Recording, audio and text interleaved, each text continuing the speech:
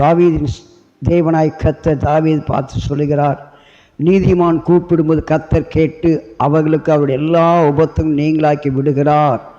தாவே பிள்ளையே, இந்த நாளிலே உன்னை விடுவிக்க, உன் உபத்திரங்களிலிருந்து காப்பாற்ற தேவன் வல்லவுள்ள தேவனாய் இருக்கிறார்.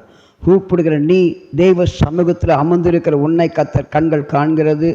ஒருவேளை நீ உபத்திரத்தின் பாதையிலே, கஷ்டத்தின் பாதையிலே, வேதனை மத்தியில் உள்ளிருப்பாயானால் உன்னுடைய உபத்திரத்தை மாற்றமல்ல, உன் குடும்பத்தில் நடக்க எல்லா உபத்திரையும் மாற்றி கர்த்தர் முன்னின்று அவைகளை விடுவிக்கார்.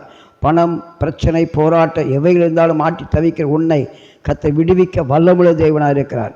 நீ நீதிமானின் சந்ததி மாத்திரமல்ல, நீதிமானை கூடாத்திருக்கிற ஆசீர்வாதத்தை பெற்றுக்கொள்கிற பிழையாகவும் இருக்கிறார். கவலைப்படாதே, தேவனோடு கூட உன்னை ஆசீர்வதித்து மகிமைப்படுகிற தேவன் எல்லாவற்றையும் நீங்களாக விடுவிப்பார். கர்த்தருக்கே மகிமை உண்டாவதாக. ஆமேன்.